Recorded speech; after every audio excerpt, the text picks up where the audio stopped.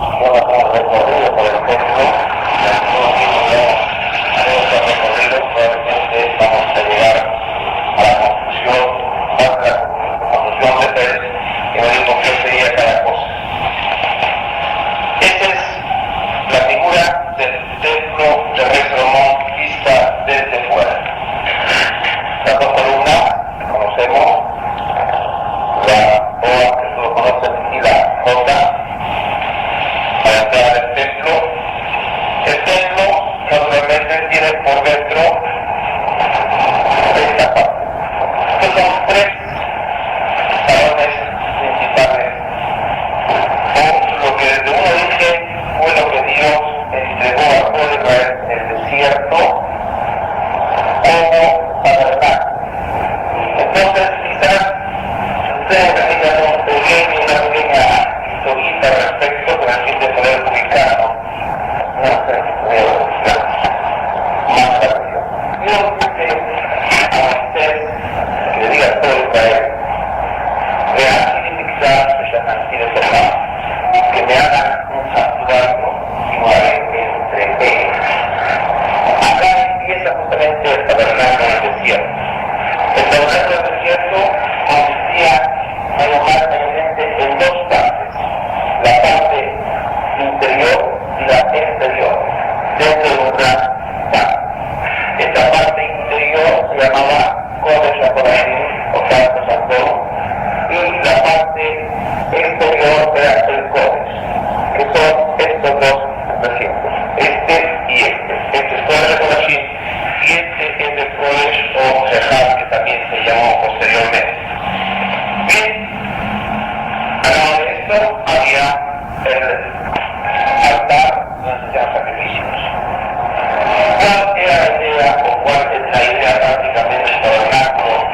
¿Cuál es la idea científica de que Dios hizo una ley entre ellos? Cuando hablamos de construir, no solamente la piedra, los ladrillos se construyen, la madera no, se construye el ser humano como tal. Si hablamos de algo tan espiritual como ser la casa de Dios, entonces, si la casa de Dios había de construirla, el ser humano debe de estar preparado también para esta construcción y construirse a sí mismo. Donde empieza con la educación, una vez que la educación llega a la persona, indudablemente que posteriormente viene la acción. Y la acción llega a ser más importante que la educación, porque pudió encontrar, como dice el Talmud, personas que su educación es mayor que su acción. A la larga, su educación se pierde. ¿Por qué? Porque no la está llevando a la acción y algo se queda siempre escondido en algún sitio y se le olvida. En cambio, aquella persona que su acción es mayor que su educación, realmente que esta educación se desarrolla más. ¿Por qué? Porque la acción se lo exige. Entonces, esta conjugación de ambas cosas es lo que pretende Dios del pueblo y es lo que significa morar dentro de él. Porque la palabra es de todo. De todo significa dentro de algo, no es o, que es en, sino dentro. Cuando llega Dios a morar dentro de cada uno de nosotros, cuando nosotros construyamos nuestro propio tabernáculo interno, conocemos que en esta capacidad recién Dios está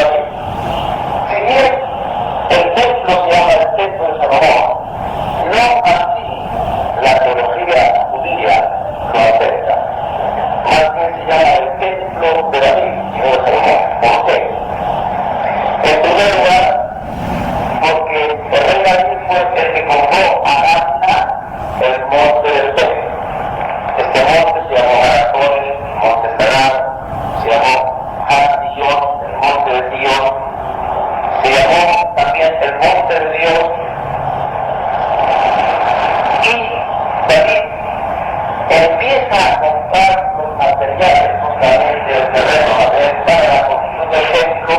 El profeta le dice en nombre de Dios que no podía convertir porque fue un hombre de batalla. Así como sabemos, su vida la llevó luchando, guerreando muy honor. Entonces él no simbolizaba la paz, él no simbolizaba la tranquilidad, él no simbolizaba una forma un poco la armonía. Entonces le prometió Dios a David que su hijo construiría el templo, y entonces se llama el templo de Salomón. Es algo interesante. Dentro de este templo, en esta parte, había, mejor dicho, el Arona Kodesh, la arca sagrada, cuya arca sagrada, con los querubines encima y la espada de la ley, ocupaba todo el recinto que acá se ve, 20 por 20.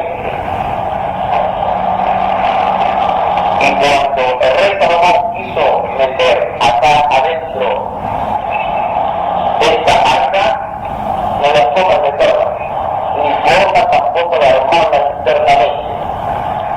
Recién, después de muchas oraciones y tantas cosas como él trató de conseguir, Juan lo mencionó a su padre y dijo ante Dios en su oración final: no vuelvas la cara a tu hijo David. Entonces hubo espacio milagroso para que esto entrara dentro del recinto y allí permaneciera hasta que fue destruido. Entonces, como vemos, realmente tenía mucho que ver el templo del rey David.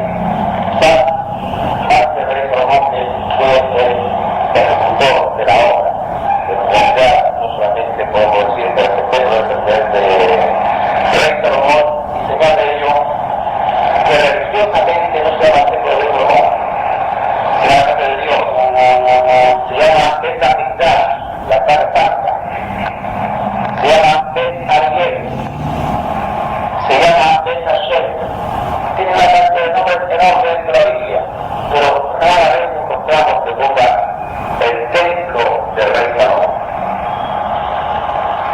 No le merece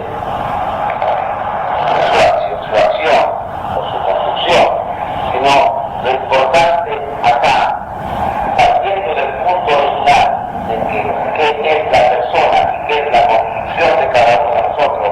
Entonces la acción vale mucho más, el empeño vale mucho más que quizás la ejecución de una obra. David, que fue el de la idea, David tenía también su puesto acá. Y bien, este templo tiene esta entrada, como hemos visto. La primera entrada se llama Ulam, en hebreo, que son las dos columnas. Ulam en hebreo, Ejal y David o Kodesh HaKodashim. Acá era un atrio, digamos, para empezar la entrada en cuyo lugar no podía entrar a los sacerdotes ni ningún hijo del pueblo de Israel podía entrar en ese lugar. Acá se hacían los saumerios, se vendían las velas, los panes, que ya vamos a entrar después en el próximo cuadro, y aquí estaban estando todos los beneficios. Bien, estos ellos llaman Yetzia Otai. ¿Qué significa esto? Son como ciertas cámaras. Estas cámaras estaban así, una encima de otra, 5 al lado sur, 5 al norte y 3 al oeste. Cada cámara de esta construía diferentes cuartos también, y la construcción es bien interesante. El primer piso tenía, por ejemplo, 5 o 6 amor, una medida de, digamos, hoy en día, vamos a decirla por potencia, no se mata, 5 o 6 metros solo tenía 6 por 6, y entonces el piso del segundo piso servía de techo acá, pero también le servía a ellos de suelo, porque era difícil construir en un sitio tan amplio, levantar pisos uno encima de otro. Entonces, aquí era 5 por 5, el segundo tenía 6 por 6, y el tercero 7 por 6. Entonces, cortado el templo así, vemos cómo era la construcción. Naturalmente, esto de acá es el monte, porque había declives, había varias subidas que posteriormente vamos a ver. La entrada de fuera, las columnas tienen significado. ¿Qué significa Boaz? Boaz es un nombre, como sabido, pero si en hebreo rompemos la palabra Boaz, significa él es la fuerza. ¿Qué significa fuerza? Fuerza es la unión, la convención, la tolerancia. Donde si se hacen cosas, la fuerza está presente. Si esto no existe, lamentablemente viene el caos, porque todos queremos manejar la situación y empieza la discordia, el derramamiento de un nuevo. Entonces, dice así un versículo del Salmo de David, Hashem otra Moisés, Dios da fuerza a su pueblo y lo bendecirá con la paz. Entonces, esta columna es la nueva fuente de qué? De la eternidad y de la fuerza.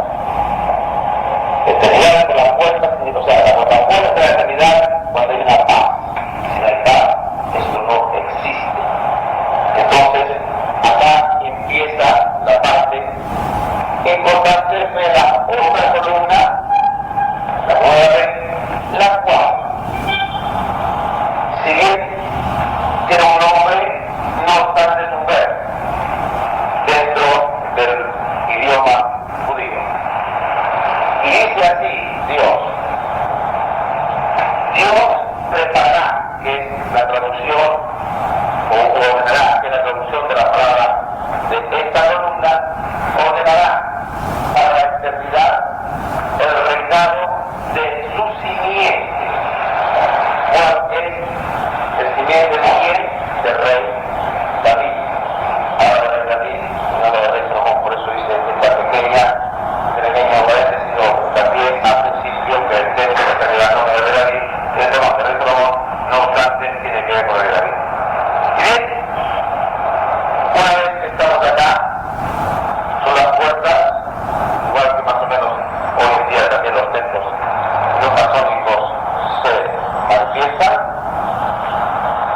Todas estas cámaras servían para múltiples usos, guardar herramientas, guardar todo lo necesario para que el funcionamiento del templo estuviera día a día, la cual la religión está exigida. Entonces, más adelante, en el próximo, vamos a ver con exactitud cómo era cada una de estas cámaras. Y bien, entonces, ya que hemos terminado con esta parte, ahora vamos a entrar en esta. Esta es un poco más explicativa. Y bien, tenemos la misma situación, se acuerdan ustedes. Esto chiquito es la segunda plana que vimos acá. El Ula, el Edad y el Kodesh Koroshim o Dedir. Dicho sea de paso, hay diferencia entre este y este. ¿Por qué? Fíjense, este tiene las formas de acá y es completamente cuadrado. Este es el rey Salomón. Este templo es el templo del tiempo de Ezra o que construye Zorobabel después de que viene desde Babilonia a Israel a tener parte de aquel exilio. Y naturalmente se va teniendo el templo de Herodes, el cual es mucho más suntuoso, no obstante, dicen que el templo de Salomón fue mucho mejor, mucho más lindo que este de rey Herodes.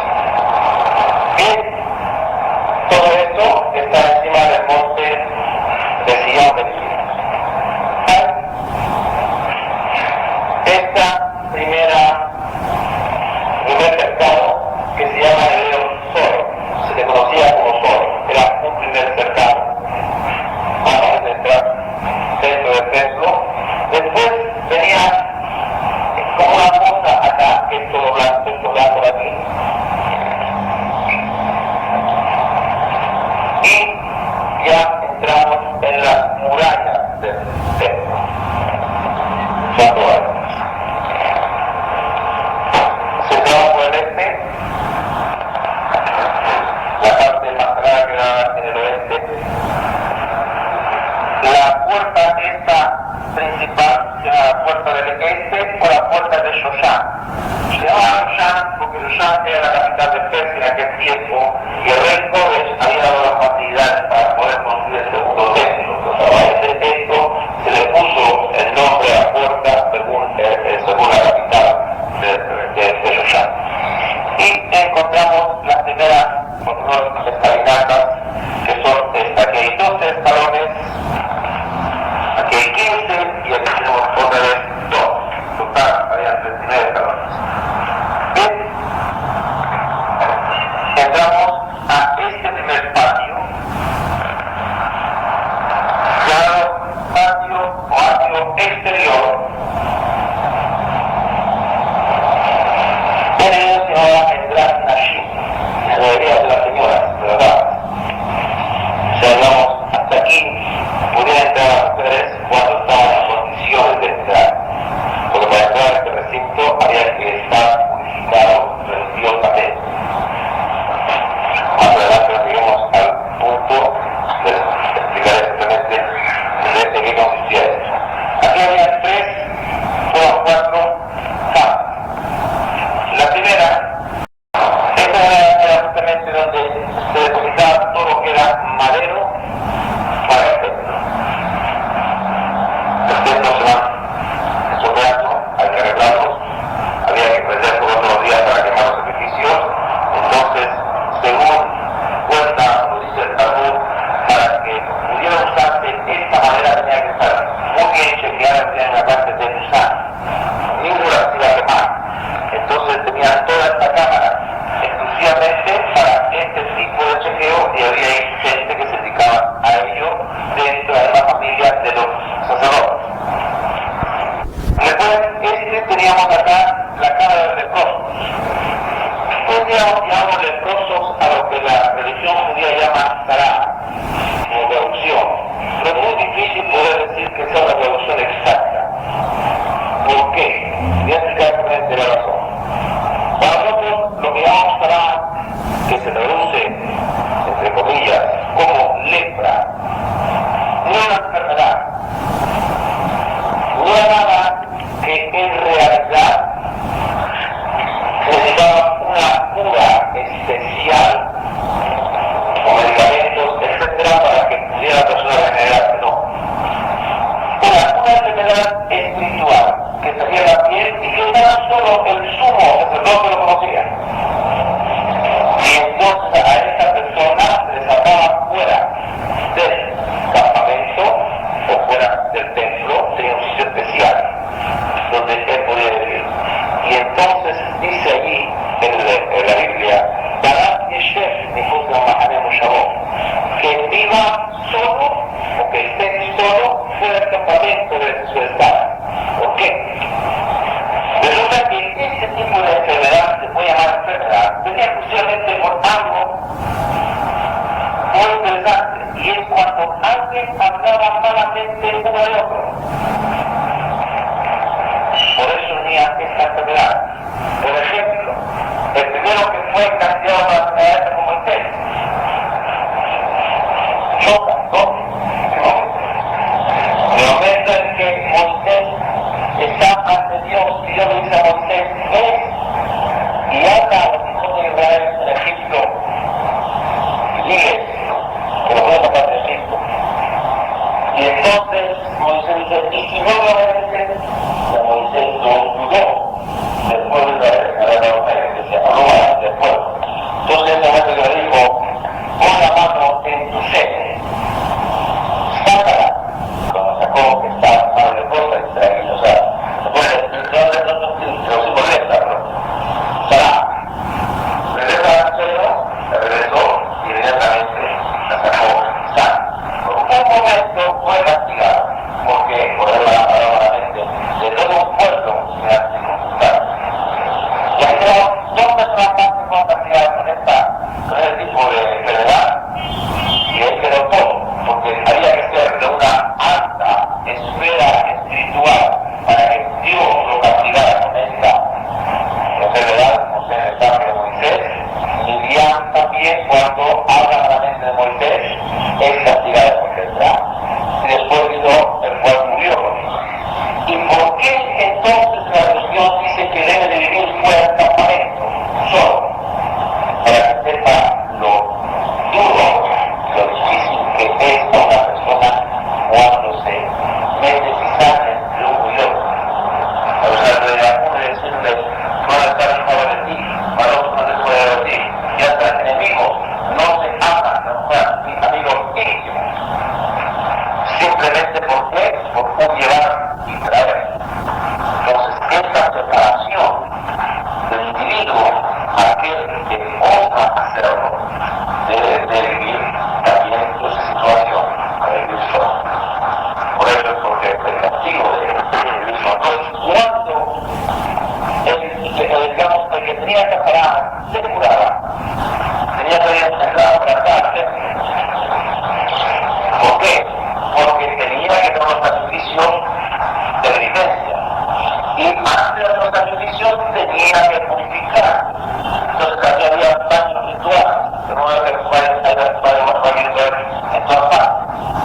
¿Qué no tiene que haber ritual?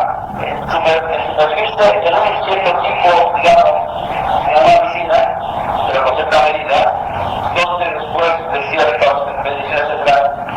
viene a espiritualmente purificado. Entonces entraba por aquí y recién podía entrar adentro para hacer su sacrificio. Después tenemos el ala sur, la cámara de los nazareos. ¿Quiénes eran los nazareos? Aquellas personas que prometían no poner nada de la boca, entonces no poner carne, y naturalmente tampoco podían no poner perfecto, y no podían entrar tampoco a cementerio. Entonces, esta promesa duraba un tiempo, el tiempo de cada uno quisiera poner. Un año, 9, 2 meses, una semana, un día, nada, no hay ningún problema. Pero de todas formas, una vez que él se está convirtiendo a sí mismo, algo que la religión le está permitiendo poner, entonces también tiene castigo, porque el alma desea, y el alma también es parte del cuerpo. ¿Qué sentido? Es la parte de la vida. Si esa vida no se le satisface de vida forma, según la religión también, la persona es castigada por ello. No solamente por el tiempo que duró esta promesa, no comió, no comer, tenía que responder con el vino por la tarde, entonces él también tenía que tener un sacrificio de penitencia.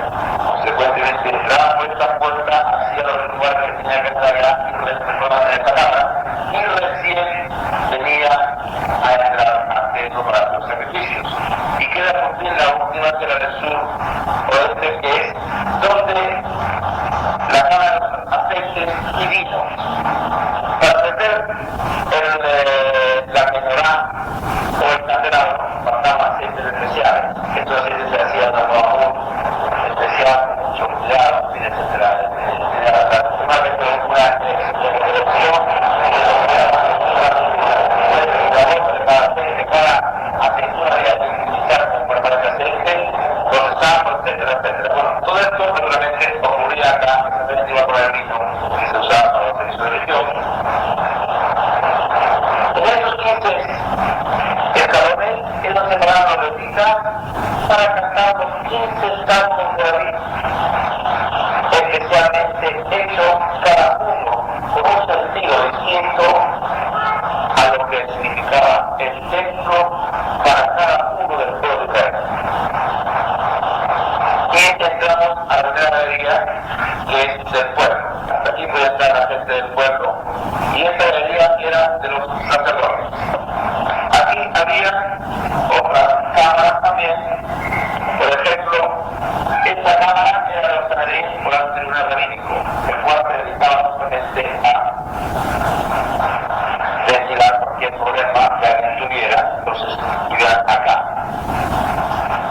En esta cámara, por ejemplo, es donde estaban todas las vestimentas de los sacerdotes, entraban, se cambiaban, etc. En esta otra de aquí, por aquí abajo había unos baños, y aquí también había lo que llaman baños y al mismo tiempo encima, hemos visto anteriormente que había pisos, ¿no? Pero encima de esta cámara, naturalmente, había también un sitio donde se posaba la sal, porque siempre hay un secreto que dice para mí crela, que dice lo crela. O sea, no puede cesar la sal en el pacto de Dios, para que en el momento que hay cualquier sacrificio, sal tenía que haber presente.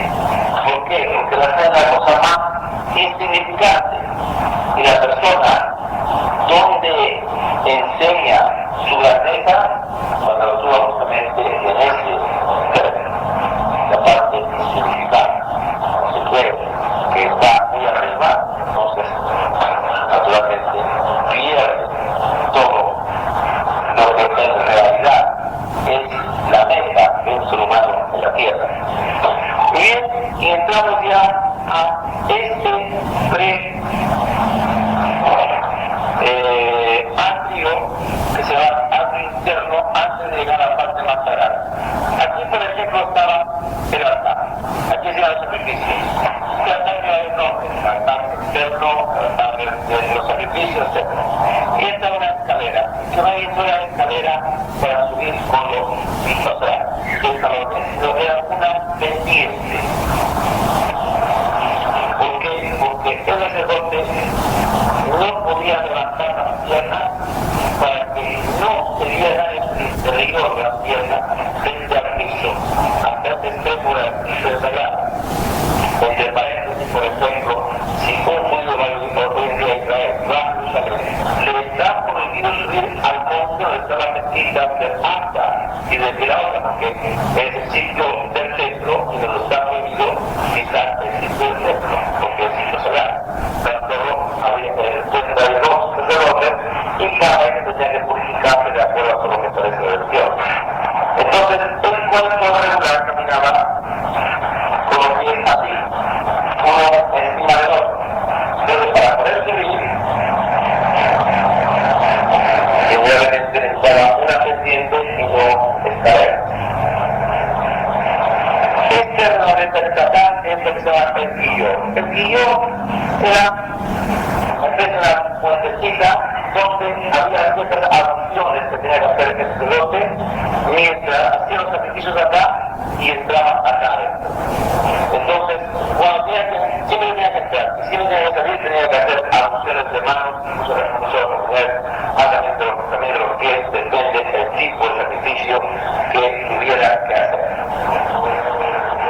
Esta parte de la urna o el matadero, lo que ustedes sacrificaban, se realizaban a veces, y aquí había como mesa y postes donde se colgaban a veces antes de llevar al altar para quemar.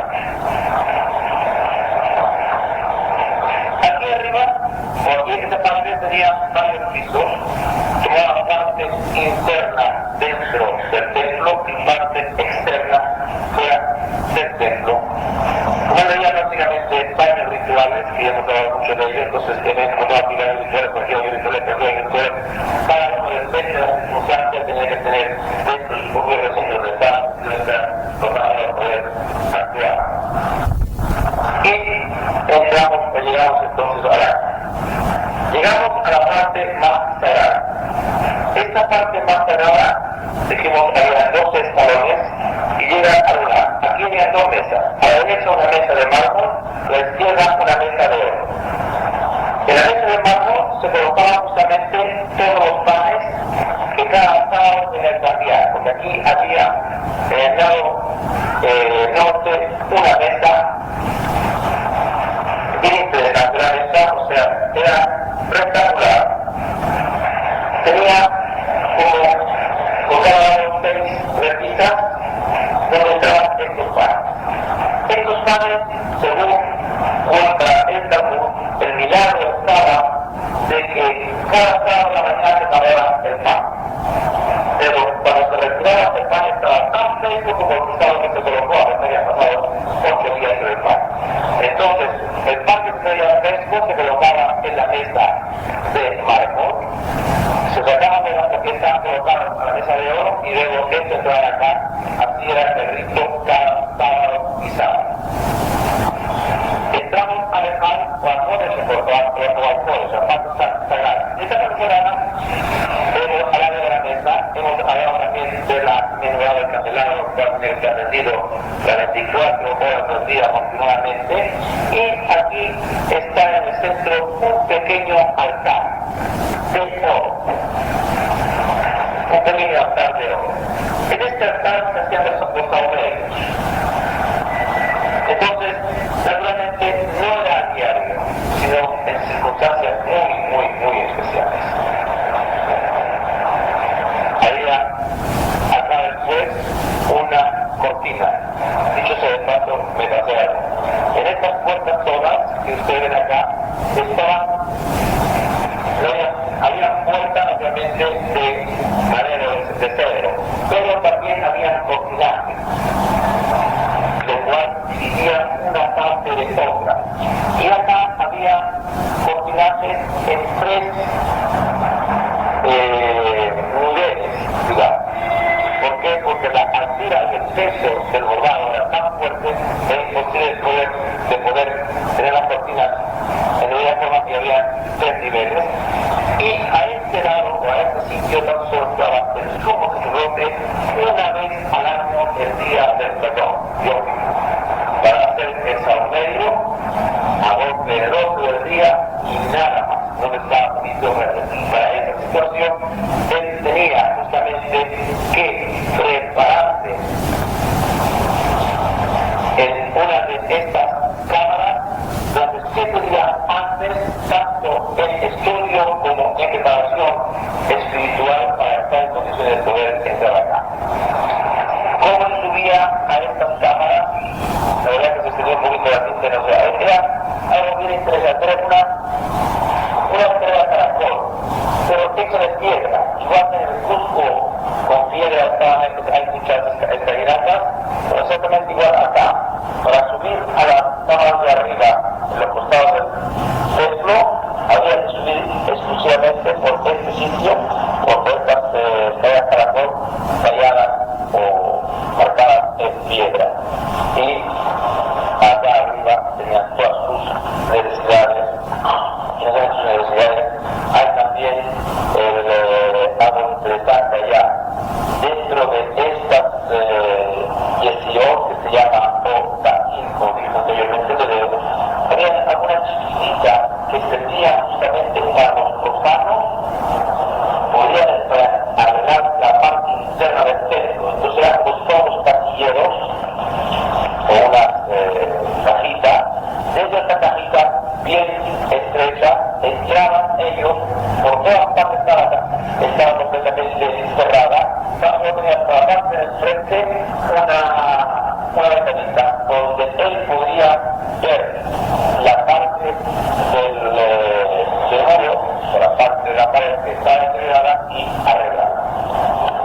Porque naturalmente en esta parte del sitio a nadie le estaba permitido entrar, no él tampoco, hasta los sacerdotes que estaban en función. El pueblo no se puede llegar hasta esta parte de aquí porque está cerca del altar. Hasta allá a nadie está permitido. Y este es lo que yo veía el paseo justamente por el templo del rey Salomón. Y quizás me permite hermanos, una pequeña reflexión sobre la cuestión de los pasos dentro del templo, por puntos muy personales, no tiene nada que ver justamente quizás con los corrijos. ¿Por qué iniciamos siempre la caminata con los pies izquierdos? Porque lo tengo que derecho. El pie izquierdo es el pie de la fuerza, el pie también perezoso. Es la fuerza que está al lado del corazón y el perezoso, porque no marcar la necesidad que dejamos de derecho. Entonces tiene dos misiones. Si vas a hacer el bien, usa la fuerza del corazón y corre a hacerlo. Si es algo que no sea bueno, entonces actúa con la pereza que le corresponde a este pie y no como mucho para hacerlo.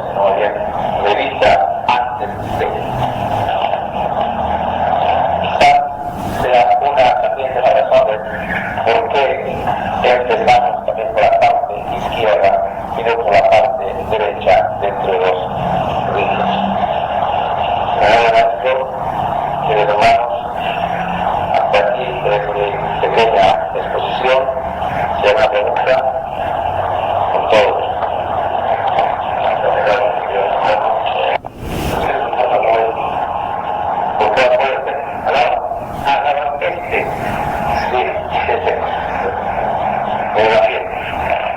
Así fue como Dios les dictaminó al rey Salomón en el momento que fue a construirse el templo. Se dijo justamente que en la parte oeste debería estar la parte sagrada. De acá entraría el muro, con el muro de lamentos, es justamente este muro.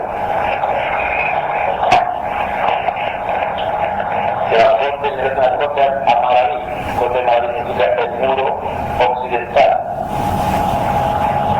Entonces quiere decir que ese es el muro que jamás va a caer, según está escrito en el Talmud y en el profeta.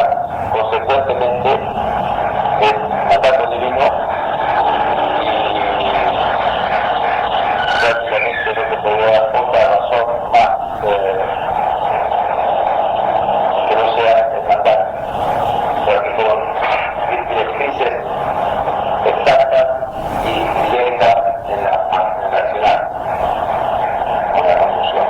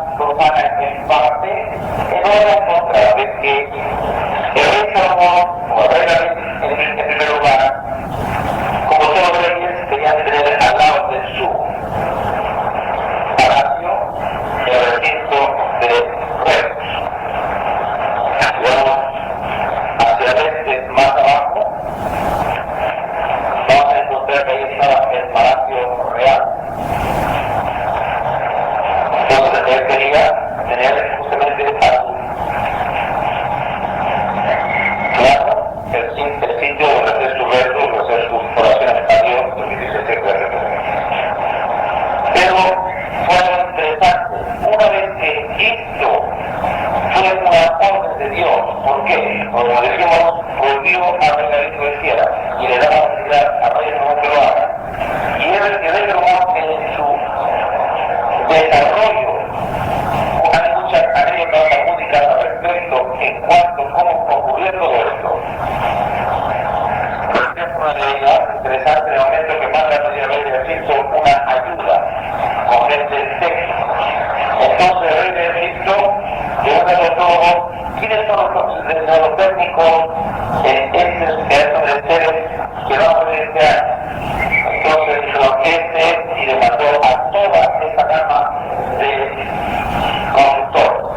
Llegan y a veces uno le gustó esa presentación. Dice el Midrash de la parte de Talmud, por eso vamos a conocer a los médicos que eso es la ley de año. Entonces les dio ropa, les dio comida y les dio dinero y lo dejó a Egipto. Y les dijo que no tenía sitio para dedicarse al entierro. A partir de ese momento empieza la ciencia con la salida de Salomón a expandirse por todas partes, porque el rey de Egipto empieza a preparar. Entonces, siendo confusión divina, el nuevo Dios indudablemente se agrada en el pueblo un hambre a la enfermedad. Y además no tiene significación ninguna.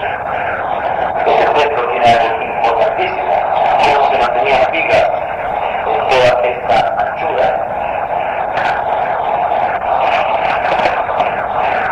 Si no puedo justamente por la grandeza o la participación divina dentro del desarrollo del templo. Eso significó mucho para el pueblo judío. ¿Verdad? Que hasta la fecha seguimos llegando día a día y ustedes se dan de nuevo por esta versión del templo. En cuanto no, sí, me queda por la segunda parte de la versión de sabiduría, porque creo que ya está más o menos. En cuanto que otra sabiduría nos puede enseñar es quizás en la parte técnica, de construcción, para aquellos tiempos, pues imagínense cómo se dedican a hacer una construcción de 3 pisos encima del otro y cómo encuentra la solución para que no haya ninguna clase de derrumbe y para que la construcción dentro de todo lo que pueda hacer, a base de piedra, pero digamos, para lo que pueda hacer dentro del piso, pues no sé usted qué explicaciones esotéricas, ya entendemos que todo queda mucho más tenemos que poder reiniciar nuevo. Ahora, sí, pero siempre